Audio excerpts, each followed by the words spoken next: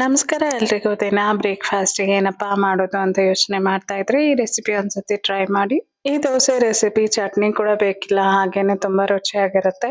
ಇದನ್ನ ಮಾಡಕ್ಕೆ ಒಂದ್ ಮಿಕ್ಸಿ ಜಾರ್‌ಗೆ ಈರುಳ್ಳಿ, ಬೆಳ್ಳುಳ್ಳಿ, ಒಣಗಿದ ಮೆಣಸಿನಕಾಯಿ ತಗೊಂಡಿದ್ದೀನಿ. ಹಾಗೆ ಒಂದ್ 3 ಟೊಮೆಟೊ ಇಷ್ಟು ಎಲ್ಲ ಫೈನ್ ಪೇಸ್ಟ್ ಮಾಡ್ಕೊಳ್ಬೇಕು. ಫೈನ್ ಪೇಸ್ಟ್ ಮಾಡಿ ದೋಸೆ ಹಿಟ್ಟಿಗೆ ಮಿಕ್ಸ್ ಮಾಡಿ ರುಚಿಗೆ ಎಷ್ಟು ಬೇಕೋ ಅಷ್ಟು ಉಪ್ಪು ಸೇರಿಸ್ಬೇಕು. ಉಪ್ಪೆಲ್ಲ ಹಾಕಿದ್ಮೇಲೆ ಒಂದ್ಸತಿ ಚೆನ್ನಾಗಿ ಮಿಕ್ಸ್ ಮಾಡ್ಕೋಬೇಕು. ಆ ಟೊಮೆಟೊ ಪೇಸ್ಟ್ ಏನ್ ಹಾಕಿದೀವಲ್ಲ ಅದೆಲ್ಲ ನೀಟಾಗಿ ಬ್ಲೆಂಡ್ ಆಗ್ಬೇಕು. ನೋಡಿ ಫೈನಲ್ ಆಗಿ ಈ ರೀತಿ ಆಗಿದೆ. ನಿಮ್ಗೆ ಇನ್ನ ಕಲರ್ ಬೇಕು ಅಂದ್ರೆ ಒಂಚೂರು ಬೇಡಿಗೆ ಮೆಣಸಿನಕಾಯಿ ಕೂಡ ರುಬ್ಬಿ ಹಾಕ್ಬೋದು. ಇವಾಗ ದೋಸೆ ಹಂಚಿಗೆ ಸ್ವಲ್ಪ ನೀರ್ ಹಾಕಿ ಇವಾಗ ದೋಸೆ ಹಿಟ್ಟನ್ನ ಹಾಕ್ತಾ ಇದ್ದೀನಿ. ತುಂಬಾ ಅಂದ್ರೆ ತುಂಬಾ ರುಚಿಯಾಗಿತ್ತು. ನೀವು ಬೇಕಾದ್ರೆ ಇದನ್ನ ಮಧ್ಯೆ ಆಲೂಗಡ್ಡೆ ಪಲ್ಯ ಕೂಡ ಇಟ್ಬಿಟ್ಟು ಮಸಾಲೆ ದೋಸೆ ರೀತಿನೂ ಮಾಡ್ಕೋಬಹುದು.